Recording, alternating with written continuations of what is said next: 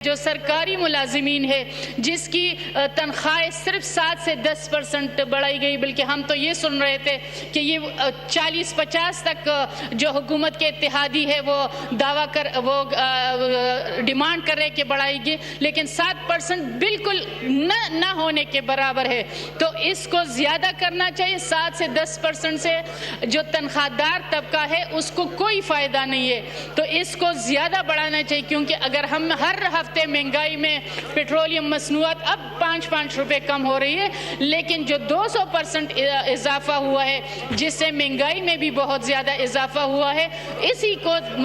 مد نظر رکھتے ہوئے تنخواہیں تقریباً کم از کم 30% تو بڑھائی جائے۔ شکریہ جناب اسپیکر صاحب۔ بجٹ کا وہ ہے، اور پہلے یہ ہوتا تھا کہ جب بجٹ آتا تھا تو تمام عوام کی نظریں ہوتی تھی کہ کیا چیز مہنگا ہوگا، کتنی ہمیں اس میں سہولتیں دی جائیں گی، لیکن اب تو یہ حال ہے کہ پہلے ماہانہ بجٹ آنے لگا، پھر 15 دن کے بعد۔ جناب اسپیکر صاحب، ابھی جب اپوزیشن لیڈر صاحب بات کر رہے تھے تو ہمیں کہہ رہے تھے کہ ڈسٹرب نہ کرے، اور اب اگر یہ حال ہے تو ہم کس طرح اپنا اسپیچ کریں سر؟ تو پھر دوسروں کو بھی ذرا خیال رکھنا چاہیے کہ دوسرے بات کریں، کم از کم لابی میں جائے، کہیں بھی اپنی بات کریں۔ تو اگر ہم سے یہ ایکسپیکٹ کر رہے ہیں کہ آپ ہمیں ڈسٹرب نہ کریں تو پھر پلیز دوسری کی بھی بات کو وہ نہ کریں۔ تو میں عرض کر رہی تھی کہ جب بجٹ آتا تھا تو وہ سالانہ آتا تھا، عوام کی نظریں اس پہ ہوتی تھی۔ اب یہ حال ہو گیا ہے کہ اب ہفتہ وار آ رہے، کیونکہ ہر ہفتے جمعے کے دن پیٹرولیم کی مصنوعات میں اضافے ہو رہے ہیں، تو اس کی وجہ سے جو مہنگائی کی شرح ہے اسی تیزی سے اضافہ ہو رہا ہے۔ اب اگر اس بجٹ کی طرف ہم دیکھیں تو اس میں وہ جو سروے آیا تھا تو اس میں یہ تھا کہ تقریباً جو غربت کی وہ شرح ہے وہ بڑھ رہی ہے، کیونکہ بے روزگاری بڑھ رہی ہے، مہنگائی بڑھ رہی ہے، اس وجہ سے غربت کی شرح بھی بڑھ رہی ہے۔ اور افسوس کے ساتھ کہ غربت کی اس نے جو وہ سٹیٹ رکھی ہے، انہوں نے رکھا ہے کہ 8,4600 سے جس کی آمدنی ہوگی وہ غریب ہوگا، جیسے ہی وہ 4700 پہ جائے گا وہ امیر ہو جائے گا۔ تو یہ بھی ذرا بتایا جائے کہ 8,4600 پہ کتنا ایک بندہ کیا کرے گا؟ اس کا تو ایک مہینے کا جو بجلی کا بل ہے یا گیس کا ایک ہی بل وہ دے سکتا ہے۔ تو میرے خیال میں ہمیں اپنے غریب عوام کی طرف بھی توجہ دینی چاہیے۔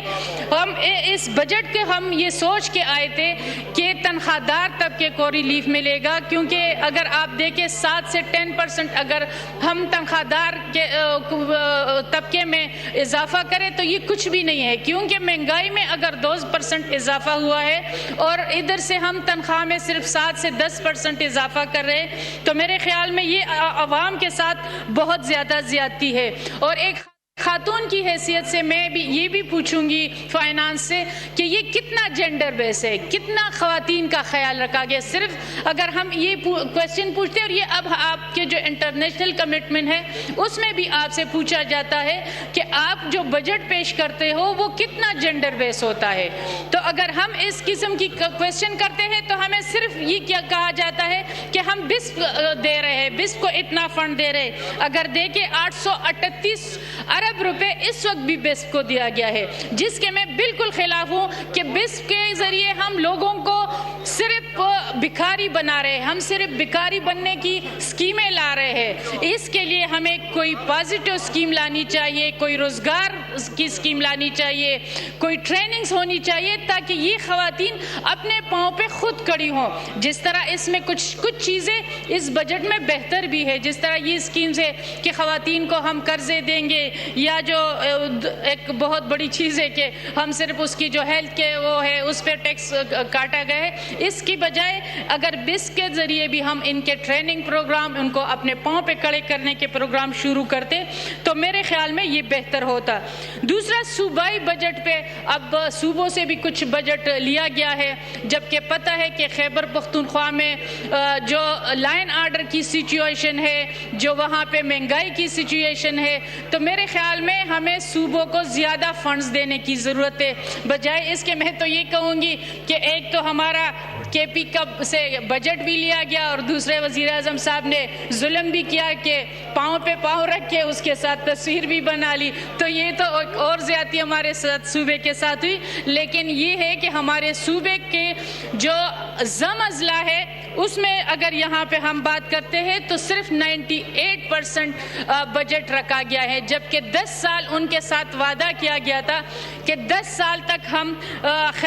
جو ضم اضلاع ہیں ان کو 100 ارب روپے ہر سال بجٹ دیا جائے گا, جس پہ ابھی تک تقریباً 7واں 8واں سال ہو گیا ہے, لیکن وہ بجٹ ان کو مہیا نہیں کیا گیا اور نہ ہی نیا NFC دیا جا رہا ہے. اگر آپ دیکھیں تو صوبوں کو وہی پرانے NFC 7ویں NFC پہ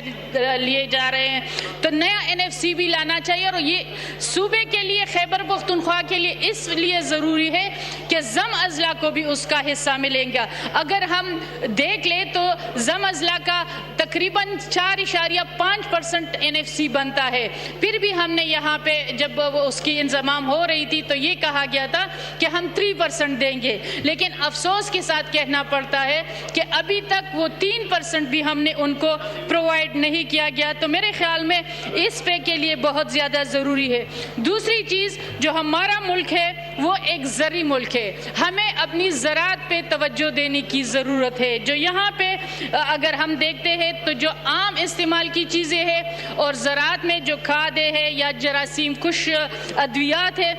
اس پہ کی قیمتیں بڑھائی گئی ہے. میرے خیال میں ان قیمتوں کو کم کرنی چاہیے اور زراعت کو ہمیں ترقی دینی چاہیے تاکہ ہماری ملک کی معیشت میں بڑھوتری آ سکے. تو اور دوسری جو اہم چیز ہے اس وقت اگر ہم دیکھیں تو جو قرضوں پہ سود ہے تو ہم تقریباً 8,054 ارب روپے سود کی ادائیگی میں دیکھ رہے ہیں, جبکہ ابھی ہم نے 26ویں ترمیم کی اور اس میں ہم نے یہ کمٹمنٹ کی تھی کہ سود کی خاتمے یا شریک کورٹ کا فیصلہ بھی آیا ہے کہ ہم سود کا خاتمے کی طرف جائیں گے. JUI کی طرف سے جو 26ویں ترمیم میں اس شق کو شامل کیا گیا کہ ملک سے سودی نظام کا خاتمہ ہوگا, لیکن افسوس کے ساتھ کہنا پڑ رہا ہے کہ ہم سودی نظام کی طرف نہیں جا رہے بلکہ IMF کے کہنے پہ ہم چل رہے ہیں, انہی کے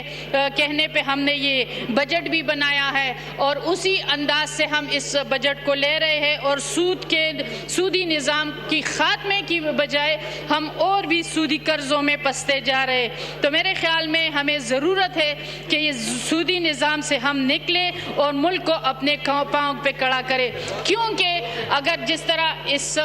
بجٹ سپیچ جو شروع ہوئی تو اس میں بھی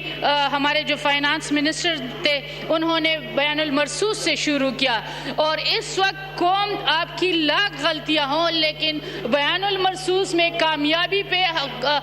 قوم نے آپ کی وہ غلطیاں معاف کر دی, قوم آپ کے ساتھ ایک ساتھ کھڑی ہو گئی. میرے خیال میں ایک اچھی پیش رفت تھی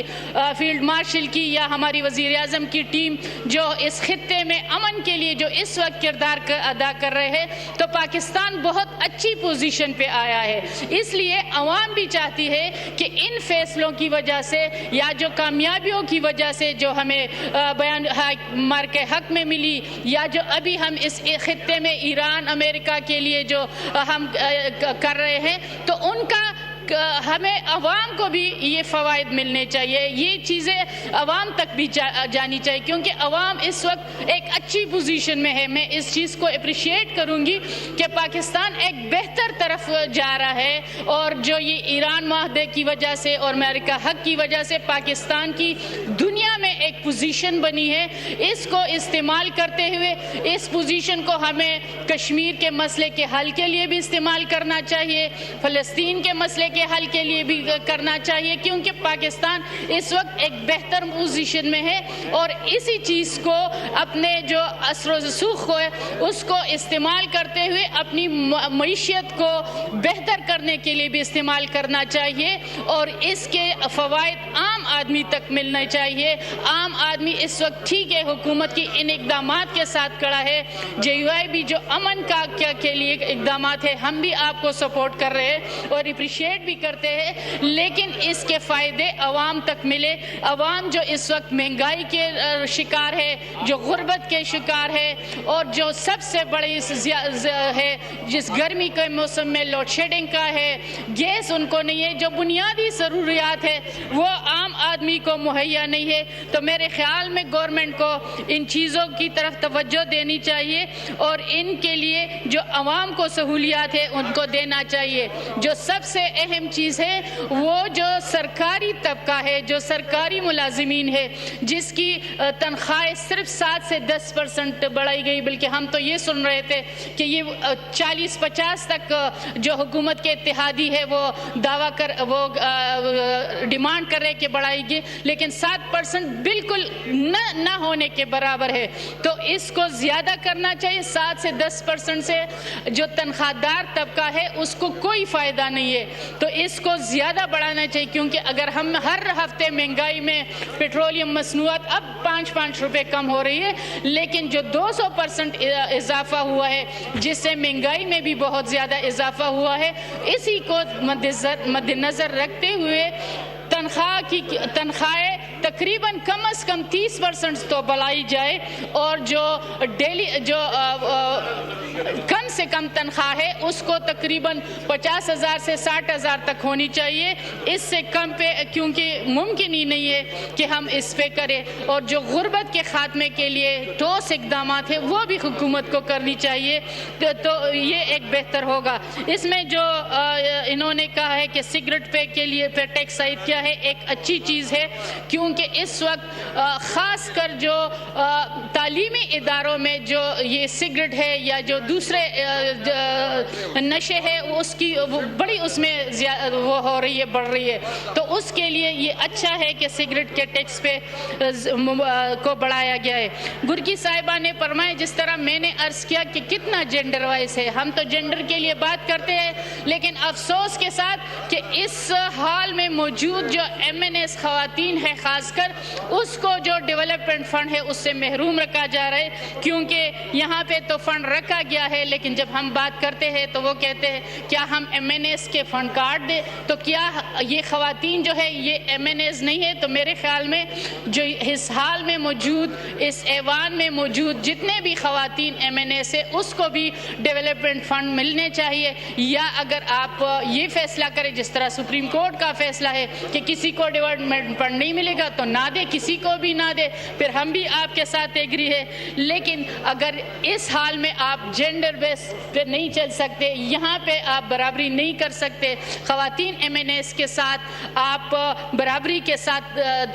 جو سلوک ہے وہ نہیں روا رکھا جاتا, تو میرے خیال میں بہت افسوس کی بات ہوگی. اگر یہ خواتین MNS اس بجٹ میں ووٹ نہ کرے تو یہ بجٹ ہی پاس نہیں ہو سکتا. میں اکثر کہتی ہوں کہ ایک دن ہمیں کورم توڑ کے دکھانا چاہیے کہ کیوں ہمیں پیچھے رکھا جا رہا ہے, کیوں وہ حق نہیں دیا جا رہا ہے جو دوسرے MNS ہے. تو میرے خیال میں آپ کو اس